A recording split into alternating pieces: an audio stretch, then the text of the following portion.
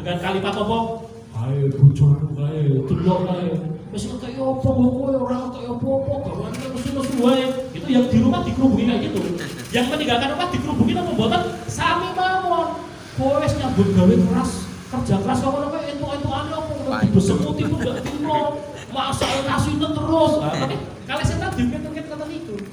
Artinya apa? Setelah itu tertutup itu keberkahannya. Sing nang omah tidak percaya dengan yang keluar rumah, yang keluar rumah tidak percaya dengan yang di dalam rumah. Hal-hal yang semacam ini yang kelihatannya sederhana ini akan menentukan sekali bagaimana kualitas suasana di dalam rumah. Yang pada akhirnya nanti juga mempengaruhi kualitas doa kita, kualitas rasa saling percaya kita dan lain-lain. Jadi salah satu treatmentnya yang paling sederhana tadi, masing-masing berjanji tidak akan keluar rumah dalam keadaan marah, tidak juga masuk rumah dalam keadaan marah. Saya itu sering kali pas mau masuk rumah itu menang dulu, Bu. Jadi setelah turun dari motor, itu turun dari motor nggak langsung ketok pintu untuk masuk rumah, boten. Ini sih ganjelan-ganjelan apa orang lucu nih, ganjelan-ganjelan dari pekerjaan sebelumnya masih ke bawah untuk masuk ke dalam rumah. Termasuk sebaliknya, istri saya mulai hafal. Kalau seharusnya saya punya agenda tertentu, kok kemudian saya telepon ke panitia, saya minta waktu kayaknya saya akan terlambat 15 atau 20 menit. Tandanya saya masih belum clear sama istri saya. Berarti tandanya saya masih punya ganjelan dan saya memilih untuk menunda keluar rumah daripada keluar rumah dalam keadaan marah. Mendingan tak tunda, aku telat rampung. Kenapa? Beresiko sekali.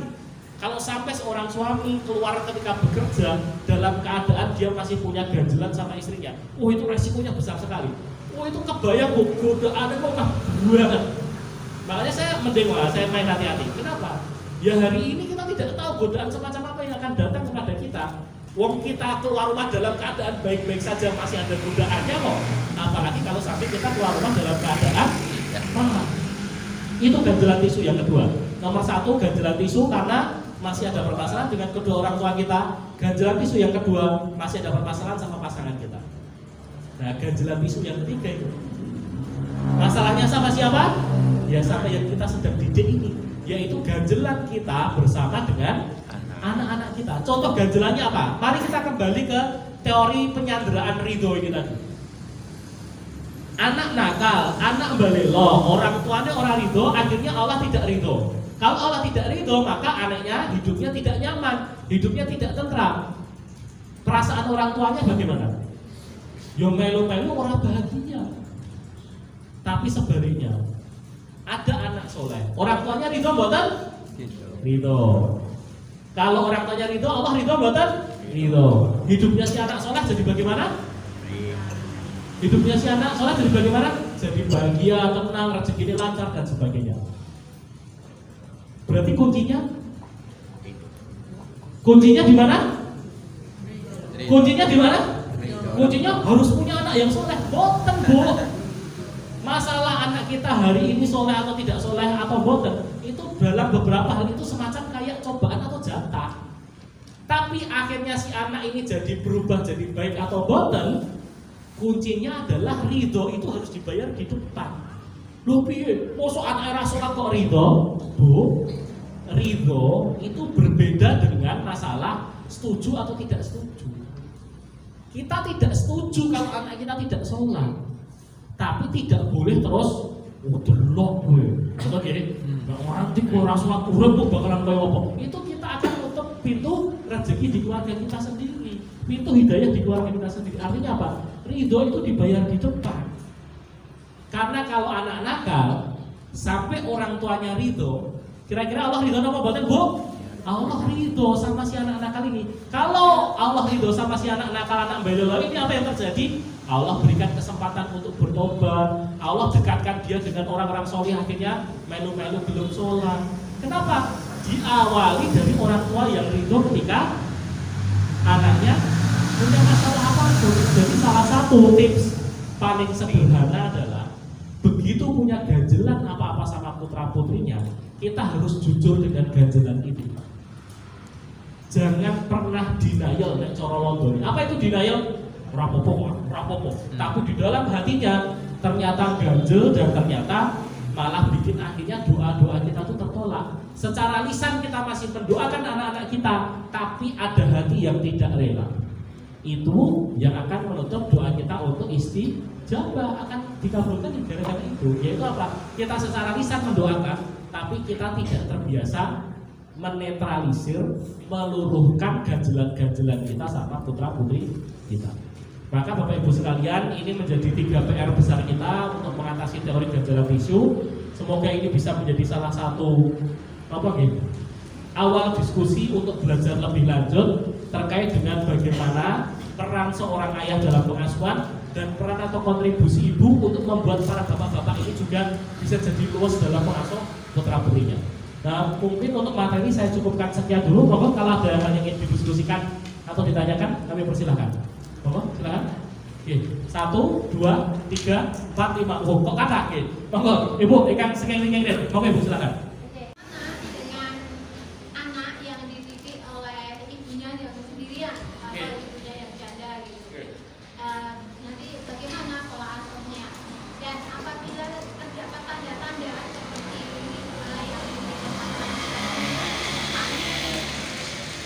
seperti yang sosialnya kurang seperti itu, apa yang harus dilakukan gitu? Yang salah satunya kalau kita dorong anak itu untuk berorganisasi, di mana dia tinggal itu untuk berorganisasi, apakah itu suatu hal yang mungkin salah satunya jalan itu? Sudah dewasa itu memang kalau disuruh sholat itu susah gitu kan ya. Itu kalau saya sendiri saya tidak akan berhenti untuk membangunkan, untuk mengajak, untuk mengingatkan, walaupun tak itu mengerjakan atau tidak gitu. Terus ada hal-hal yang ketika anak itu silang gitu kan mesti dibilangkan sama orang tuanya gitu. Nah itu kita tunjukkan bahwa itu ya jelas dari doa orang tua yang selalu mendoakan, dan sholat itu adalah jalan untuk berterima kasih. Terkait dengan pertanyaan yang pertama, bagaimana jika salah satu keadaannya adalah kita membesarkan anak kita sendirian, artinya dalam hal ini adalah single parent dan hanya ibu saja. Bu, Pak, yang saya katakan dari awal, problematika itu justru lebih parah ketika secara fisik figurnya ada, tetapi perannya tidak ada. Karena apa? Karena kalau secara fisik memang sejak awal tidak ada, maka saat itu pula biasanya pola di dalam keluarga itu langsung bisa menyesuaikan, yaitu apa? Ibu mengambil perannya jadi double. Ya termasuk dalam hal yang paling fisik, yaitu mencari nafkah. Lalu yang kedua adalah masalah terkait dengan pengasuhan, yang mengambil peran bapak sekaligus mengambil peran ibu. Itu malah cocok, itu malah clear. Artinya apa? Selama ini di dalam penelitian juga demikian. Kalau sampai ada seorang anak yang dibesarkan oleh single parent, itu tingkat permasalahannya tidak selalu otomatis pasti lebih bermasalah daripada yang lengkap. Justru itu lebih bermasalah bagi orang tua yang figur fisiknya ada tapi perannya tidak ada. Dalam hal ini apa? Secara fisik bapaknya ada, tetapi tidak mengambil peran dalam pengasuhan. Itu lebih membekas sangat mendalam di dalam diri putra-putrinya. Jadi kalau putra-putrinya dibesarkan oleh orang tua yang single parent, itu malah sejak awal kan apa? Secara fisik sudah tidak ada. Artinya tidak ada, itu bisa karena cerai hidup atau cerai mati, tapi tidak ada di dalam keluarga, itu malah clear. Tapi yang justru malah sangat membekas itu adalah secara fisik dia ketemu sehari-hari, tetapi perannya tidak ada. Ini membekasnya malah lebih lama. Artinya apa Bapak Ibu sekalian? Kalau kita memang dalam hal ini memilih untuk membesarkan putra-putri kita sendirian, selama kompensasinya tadi dilakukan, yaitu apa? Ya kita mengambil perannya double, itu tidak masalah. Itu bukan hal yang menjadi akan langsung otomatis, oh kalau single parent itu pasti lebih bermasalah. Tidak seperti itu. Selama penyesuaiannya bagus, anak dijelaskan, komunikasinya bagus, itu tidak ada permasalahannya sama sekali dalam hal itu. Justru yang menjadi titik tekan di sini adalah secara fisik figurnya ada, tetapi perannya tidak berjalan, tidak pernah berkomunikasi. Itu justru nanti akan sangat membekas. Kenapa? Akan jadi referensi negatif dalam diri si anak untuk di fase-fase kemudian. Begitu. Ini untuk yang pertama. Yang kedua, terus bagaimana caranya? Kalau kita sudah mendapati putra-putri kita ada indikasi tadi mudah panik, terus kemudian juga secara dalam hal pengambilan keputusan yang tidak kokoh dan lain-lain, apa yang bisa kita arahkan? Nomor satu, Bapak Ibu sekalian, yang menjadi paling penting dalam proses ini adalah di fase-fase SMA ini, kita menjadi partner, kita menjadi pendamping bagi putra-putri kita untuk memaknai aktivitas mereka. Jadi kenapa tadi kok saya menyarankan tentang menyapa, mengucapkan 3 kata ajaib, dan yang ketiga bertanya, itu supaya apa? Kita itu relate, gitu ya, dekat sekali dengan kehidupannya putra-putri kita. Artinya saya tidak sedang memaksa Bapak Ibu untuk masuk ke dalam kehidupan mereka, tetapi yang saya ingin sampaikan kepada Bapak Ibu sekalian adalah kita perlu tahu dunianya anak kita hari ini itu tantangan-tantangan dan kesempatan-kesempatannya apa, dan kemudian kita tunjukkan kepada dia bahwa kita itu peduli dengan dia. Itu yang menjadi modal yang sangat pokok. Karena bagaimana anak akan bisa menuruti nasihat kita kalau sejak awal asumsi yang sudah terbangun adalah ibu dan bapakku tuh nggak kenal sama aku. Ibu dan bapakku itu kenal sama aku yang dulu aja. Sekarang aku tuh sudah berubah loh. Sekarang itu aku sudah, ya mungkin kalau di rumah ya tetap nggak gini loh. Salah satu tantangan paling besar itu adalah kenapa? Putra-putri kita itu kan sering bermain peran ya. Bermain perannya apa? Dia tidak menunjukkan sisi originalnya, sisi yang sesungguhnya itu di dalam rumah. Dia akan kembali menjadi figur seperti anak-anak lagi ketika di dalam rumah. Kira-kira penyebabnya kenapa? Karena dia takut untuk tidak diterima di dalam rumah. Kenapa kok anak-anak kita lebih terlihat aslinya ketika bareng sama teman-temannya? Nang omah ketoke anteng di ombasan ketemu kanca-kancane uraan banget gitu misalkan. Kira-kira kenapa? Penyebabnya sederhana. Karena teman-temannya menerima dia dan orang tuanya di rumah, kalau sampai uraan, terus mesti diseneni. Mesti akurat ditompo dan semacamnya.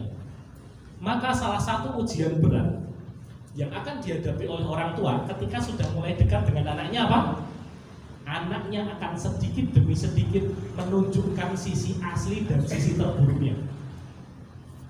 Jadi kalau Bapak Ibu sudah menggunakan tips-tips yang tadi saya sampaikan, dan kemudian kok balasannya adalah anak-anaknya jadi lebih balelo dalam beberapa hal, itu berarti justru Bapak Ibu sedang mengalami kesuksesan.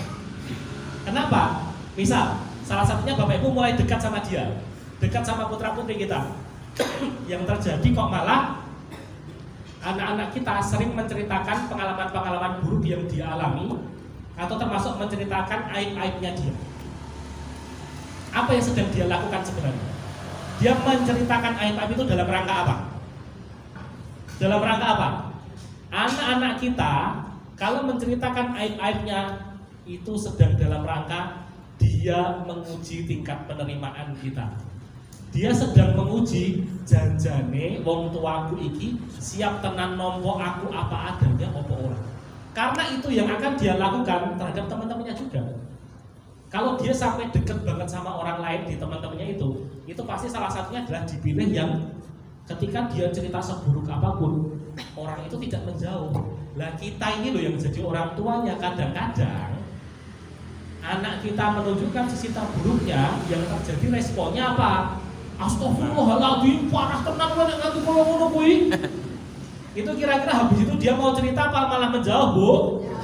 Ya dia habis itu menjauh lah, wong dia baru ngetes pakai yang kayak gitu aja kita responnya udah kayak gitu. Ini salah satu contoh ekstrim. Saya ekstrimkan ya. Suatu saat anak laki-laki bapak dan ibu tiba-tiba datang ke samping bapak dan ibu. Wes ketok ora dorong diwedini kok. Ning ban iku terus cerita, "Bu atau Pak, aku oleh cerita ora." Hati-hati, ini bapak ibu sedang dites ya. Kemudian dia cerita apa? Pak, aku mau saya katakan vulgar ya, betul orang ya. Aku mau nonton video porno terus onani, terus melakukan masturbasi. Dia nonton video porno terus melakukan masturbasi. Respon pertama kita apa Pak Bu? Respon pertama kita apa Pak Bu? Astagfirullah, zina kuwi le. Mripatmu sesuk nang neraka kok kena dicoba. Jangan-jangan kita terus dalil kayak gitu. Saya tahu Bu itu dosa yang sedang dia lakukan. Tapi yang kita butuhkan hari ini adalah harusnya kita bersyukur dulu bahwa dia ceritanya sama kita. Kebayang boten nek niku ceritane kali koncone dadine kaya ngopo. Mari kita simulasikan. Kalimat yang sama, tapi tidak di samping kita ceritanya, tapi diceritakan ke temannya. Aku mau nonton video porno karo Nani. Temannya akan jawab apa? Apa-apa. Piye ceritanya? Dia justru akan semakin menguatkan dosa itu menjadi berkali lipat lagi. Karena pasti teman kita tuh cerita dengan sesamanya, nggak mungkin yang soleh-soleh banget, Bu. Kalau anak kita matematika dapat nilai 2, dia nanti akan mendekati anak yang matematika dapat nilai berapa? 1. Nggak mungkin nyari yang 8, Bu. Pasti nyarinya sokor-sokor nek iso sing itu 1,5. Mergane apa? Merasa senasib sepenanggungan. Orang krasa bodoh dewe, kan ngoten toh? Anak kita kalau melakukan dosa, dia akan dekatnya ngobrolnya sama siapa? Ya orang mungkin cah mesitan. Mesti ngobrolnya sing kira-kira padha-padha dugale. Dan kira-kira responnya bagaimana? Akan mendukung dan menguatkan podo aku ini ya bar delok kuwi. Nah ini anaknya baru saja menceritakan ke orang tuanya, dan kira-kira responnya bisa kita tebak seperti apa? Astagfirullahaladzim, kok dadi kono iki kepiye? Habis itu dia akan cerita lagi kan ke bapak dan ibu. Selamanya dia tidak akan cerita ke bapak dan ibu. Saya tahu itu dosa. Saya tahu itu kesalahan. Tapi bukankah kita juga makhluk yang berdosa pula, Bu? Kita kan juga pernah melakukan kesalahan, kita juga pernah berdosa, dan Allah tuh sekarang masih ngasih kesempatan kita buat bertobat. Allah yang maha sempurna, Bu, Pak. Kalau seandainya dosa kita sebesar gunung, tobatnya itu sebesar bumi dan langit. Pintu penerimaan tobatnya Allah itu. Lah kita yang jelas-jelas tidak sempurna, masa dengan kesalahan putra dan putri kita kok sampai tidak membuka ruang untuk mereka bisa bertumbuh? Maka Pak Bu, ini menjadi salah satu latihan terpenting kita. Kalau Bapak dan Ibu sudah sukses menjadi dekat dengan putra putrinya, maka salah satu hadiahnya adalah harus siap-siap mendengarkan cerita yang mengejutkan, mendengarkan cerita yang menyakitkan, mendengarkan cerita yang aib-aibnya itu. Tapi itu adalah masa-masa ujian level berikutnya. Tandanya, kalau Bapak dan Ibu sudah dapat ujian yang lebih berat, tandanya berarti Bapak dan Ibu sudah naik level. Karena sudah dianggap sebagai temannya, sudah dipercaya sama putra-putrinya. Bukankah hari ini betapa sedikit sekali orang tua yang dapat kepercayaan dari putra-putrinya? Nek cerita, ini salah satu yang paling ironi. Tapi ini benar-benar terjadi. Siapa orang pertama yang tahu kalau anak kita sudah mimpi basah? Alhamdulillah, sangat bersyukur sekali kalau yang tahu adalah orang tuanya. Karena apa? Yang terjadi nanti adalah pembimbingan. Oh berarti saya harus gede le. Berarti saya itu wajib sholat tenanan le. Berarti saya itu harus kudu jadi orang yang lebih dewasa le. Bagaimana kalau yang tahu pertama kali adalah temannya? Sama-sama cerita yang sama. Aku mau mimpi basah. Kira-kira temannya akan nanggapinya apa? Apakah tentang syariat? Apakah tentang kewajiban sholat? Gak mungkin. Yang kan dia tanggapi adalah piye mimpi deh, malah lewat niku. Maka Bapak Ibu sekalian, salah satu kebersyukuran paling puncak kita adalah justru ketika anak-anak kita mempercayakan cerita-cerita aibnya itu diceritakannya kepada kita. Tapi berarti konsekuensinya adalah mari kita berlatih supaya responnya tidak membuat justru menjaga jarak lagi dengan putra-putri kita. Karena ini berarti kan sudah kesempatan yang diberikan oleh putra-putri kita loh, menceritakan aib-aibnya kepada kita. Ya termasuk sebenarnya nggak harus yang separah yang saya ceritakan tadi. Misalkan sederhana kayak, Bu, masih kamu ganteng banget ya, gitu. Respon kita apa? Istighfar, gitu. Ya kadang-kadang itu ya memang kita harus berlatih ya ben rodo setara sithik karo anak kita.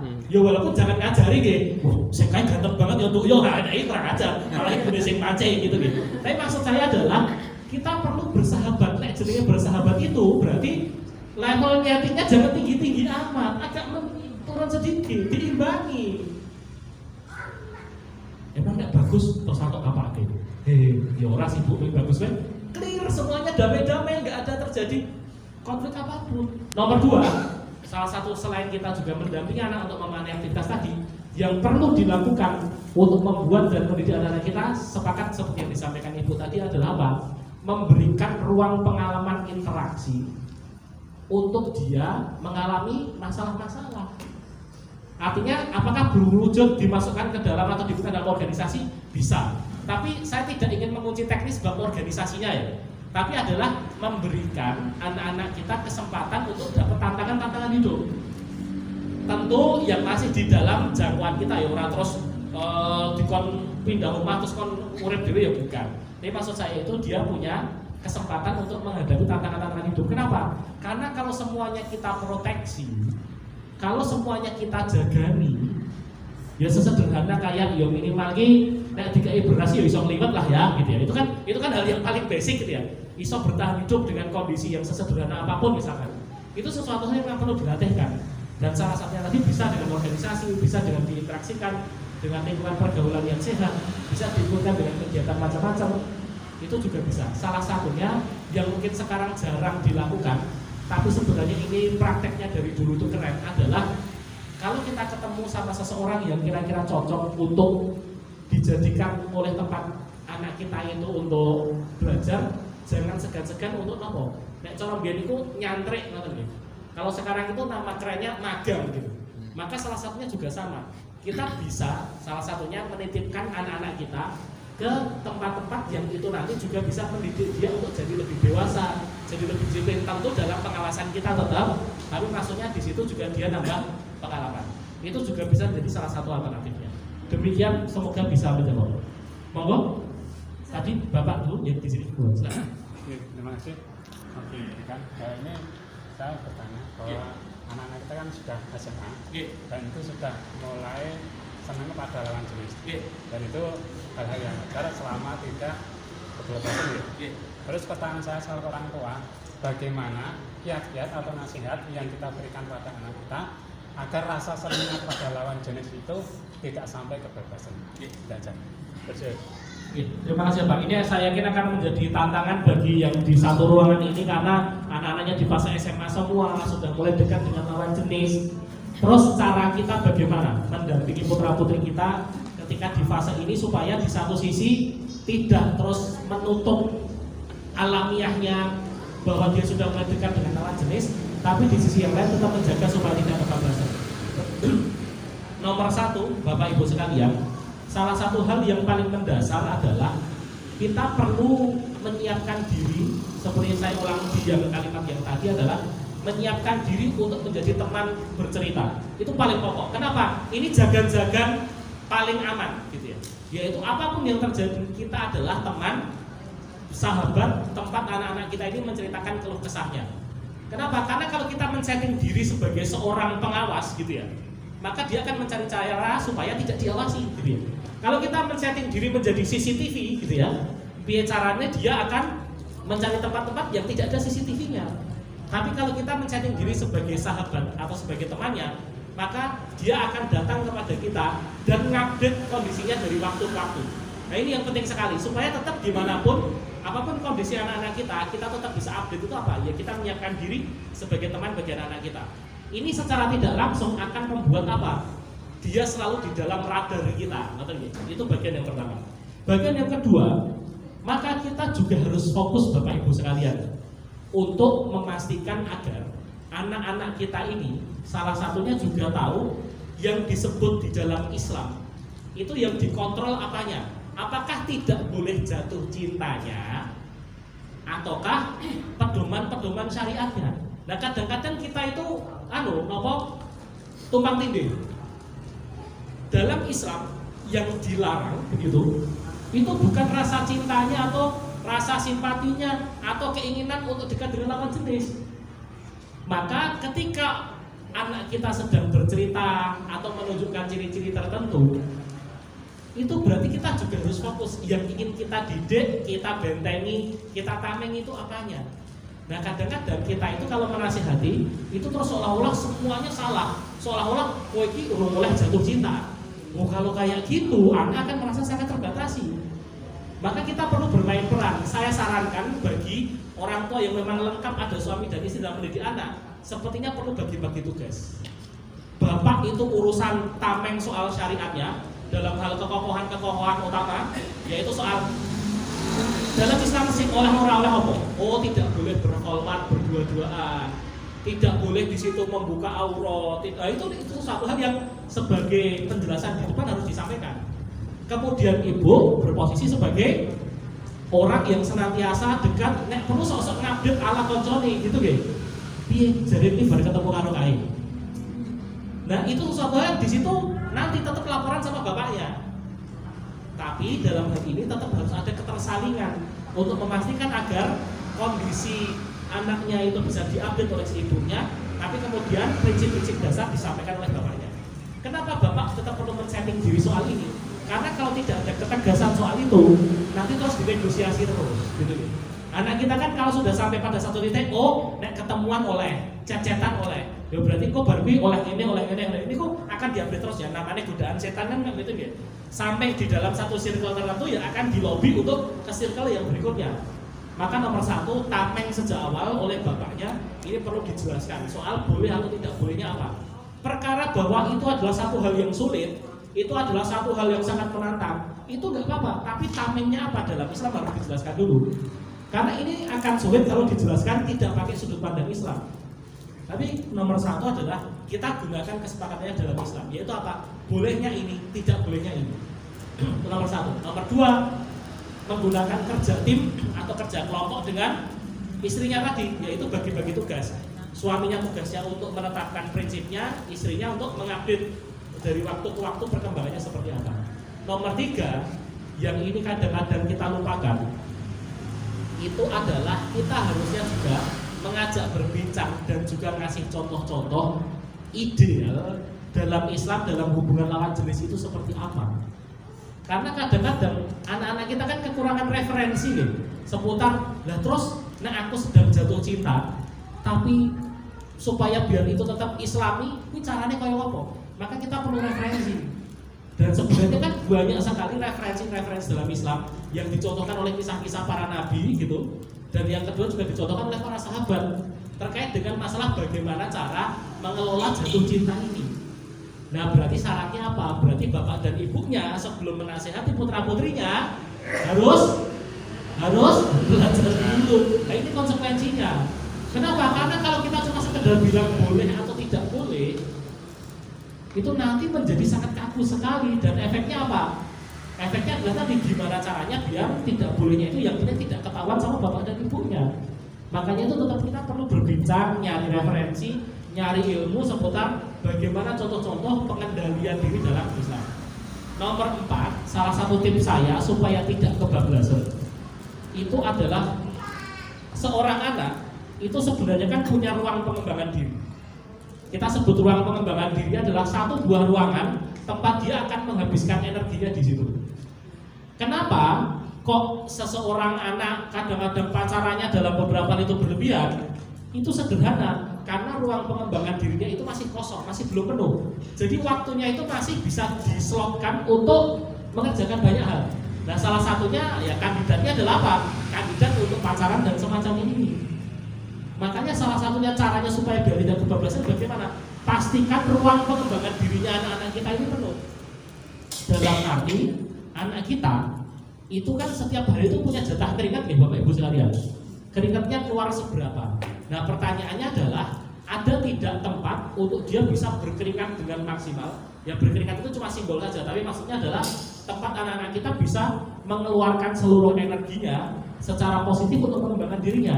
Kenapa? Karena kalau sampai anak kita sibuk dengan aktivitas yang positif, pasti dia akan berkurang energinya untuk melakukan yang negatif. Nah, kadang-kadang kita itu terlalu idealis untuk memaksakan aktivitas yang positif itu kudu nang masjid, kudu ibadah spesifik, kudu maca Quran. Enggak juga. Ini kalau pakai ala Gus Bah sini kayak gitu ya. Gus Bah itu kan kalau menyampaikan tuh, kita tuh penting untuk mengajak anak kita untuk melakukan hal-hal yang sifatnya mubah gitu. Kenapa? Karena sejatinya hal yang mubah tadi itu bisa menutup diri dari yang haram, maka itu jadi penting. Maka kalau dalam beberapa hal anak kita itu punya hobi-hobi yang sebenarnya itu nggak bermanfaat banget, tapi dibandingkan kalau dia sampai bermaksiat, mendekui, maka yang itu harus disetujui. Dan jangan sampai kita melarang anak kita melakukan hal yang mubah, tapi kemudian justru membuka bagi dia ruang kesempatan untuk melakukan hal yang haram. Nah makanya mari kita cari tahu hal-hal mubah apa yang kira-kira itu sesuatu yang bisa menyibukkan anak kita ini juga penting. Kenapa? Karena kalau mencari yang sunnah dan yang wajib itu kan rotok wahil gitu. Kenapa ngajak anak kita untuk langsung celing nang masjid itu ya kan? Ini paling orang saiki orang melakukan hal yang haram sih. Nah ini alternatif perlu dibuka. Ya entah dari hal seni, dalam hal olahraga, dalam hal aktivitas sosial, dalam hal aktivitas fisik, termasuk kesibukan-kesibukan di rumah yang bermakna, itu perlu dikembangkan. Kenapa? Karena ketika ruang pengembangan dirinya kosong, nah ini pasti pengen dia isi. Salah satu kandidat isinya gimana? Kalau buat anak-anak muda ya salah satunya hubungan dengan lawan jenis. Ini ruangnya di situ yang harus benar-benar kita pastikan. Dan ini ruangan ini Bu, Pak, itu tidak bisa dibandingkan antara satu anak dengan anak yang lain. Jadi ada anak Ustaz, gawe sibuk kok yaudah isi kok ngene berarti kapasitasnya dia lebih besar daripada anak-anak yang lain. Kan ada beberapa anak ya wis cukup sekolah wae wis merasa sibuk gitu ya. Tekan ngemas ya wis nang ngomong gitu. Tapi ada beberapa anak yang kalau 24 jamnya belum habis gitu ya. Kuwi energinya durung entek gitu ya. Wis ono yang juga enak. Karena pintar-pintar kita untuk mencarikan kesibukan di aktivitas-aktivitas yang positif ini.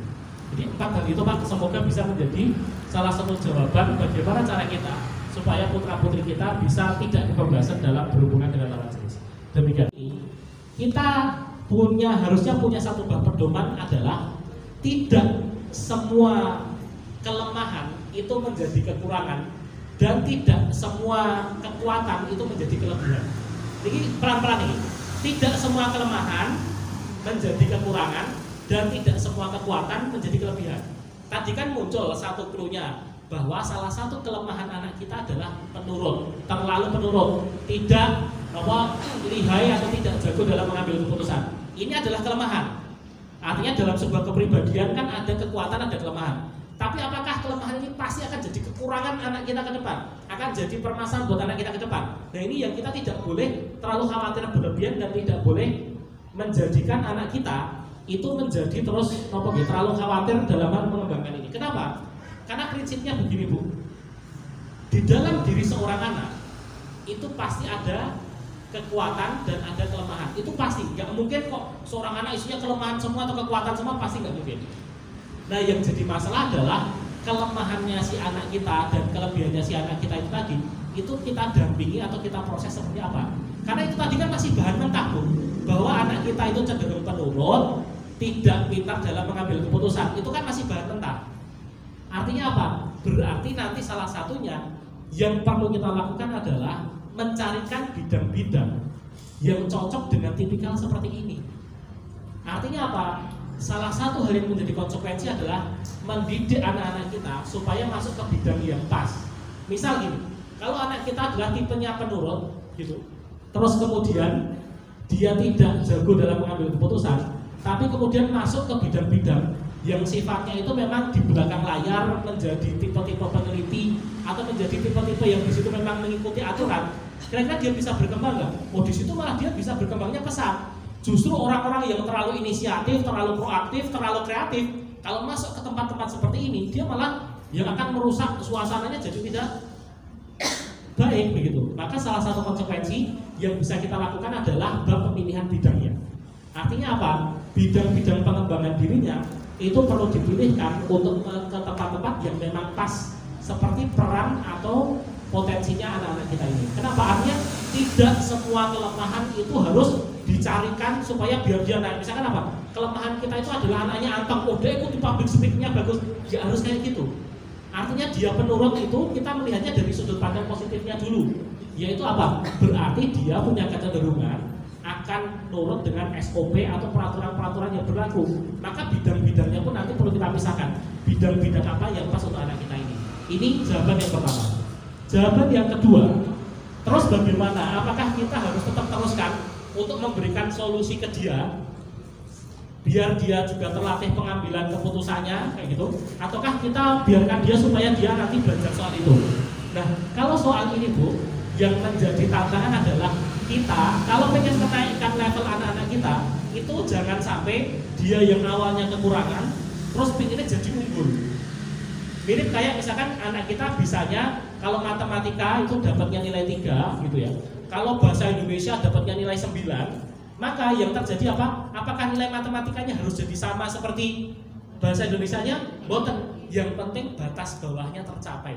Nek cara sekolah cak ini apa? KKM gitu ya. Yang penting lolos KKM. Maka sekarang mari kita tentukan Bu, KKM pengambilan keputusannya anak kita itu seberapa? Misalkan kayak gini. Nek DE arep lunga nganggo klambi apa wis iso milih dhewe durung. Itu kan basic. Karena kalau sampai itu dia tidak lolos, itu tidak lolos KKM. Mosok yo tekan saiki tekan gede nek arep lunga nganggo klambi apa kudu taran-taran terus karo ibuke gitu ya. Loh, kalau itu berarti batas tuntasnya kita harus selesaikan. Tapi kalau misalkan untuk urusan tentang pengambilan besok kuliahnya di jurusan apa atau pengen kerja di bidang apa, taran sama ibu boleh nggak? Loh justru itu malah penting sekali. Kenapa? Karena itu perlu ada diskusi. Artinya kita nggak bisa menuntut anak kita yang memang sejak awal, berarti kan itu paling tidak terbukti di dua hal. Nomor satu di organisasi demikian, nomor dua dari hasil tes psikologi juga demikian. Artinya sudah ada suspek bahwa anak kita itu memiliki tantangan dalam pengambilan keputusan. Maka kalau kayak gitu targetnya jangan unggul, targetnya lolos batas KKM tentang pengambilan keputusan. Yang penting dalam urusan-urusan pokok dia bisa mengambil keputusannya sendiri. Kalaupun ternyata dalam urusan-urusan yang lain dia cenderung manutan, selama itu tidak sampai di bawah KKM, aman. Cara pandang yang kedua yang saya tawarkan adalah demikian. Kenapa? Karena kadang-kadang kita itu kalau ketemu sama kelemahannya anak-anak kita, apalagi dari hasil tes psikologi, pengennya kelemahan itu terus jadi keunggulan. Oh itu nanti tidak mirip kayak tadi. Ada pelajaran-pelajaran tertentu itu kadang-kadang memang kita targetnya KKM aja. Kenapa? Yang penting tidak membuat dirinya jadi terhalangi untuk mengembangkan diri di dalam jenjang-jenjang berikutnya. Ini yang kedua. Nomor satu tadi adalah soal apanya Pak Ibu? Bidangnya. Jadi salah satunya kita nanti kayaknya perlu membantu anak kita untuk milih bidang-bidang yang aman untuk personality atau kepribadiannya dia. Nomor dua adalah kita perlu juga tadi menargetkannya lebih realistis. Kalau memang sudah ada suspeknya, oh dia punya tantangan di situ, ya berarti targetnya KKM aja. Jangan sampai targetnya terus harus jadi unggul di situ. Ya kalau bahasanya di beberapa buku kan, bagaimana mungkin ikan disuruh lomba memanjat gitu ya, atau tupai disuruh lomba berenang gitu ya kan, ya ngekso gitu ya. Ya sudah, kalau dia memang ikan, yang penting dia bisa renangnya bisa aman, tidak harus untuk urusan yang lain-lainnya dia harus unggul-unggul semuanya. Itu yang kedua. Yang nomor tiga Bu, sebenarnya ini cuma masalah teamwork atau kerjasamanya aja. Artinya apa?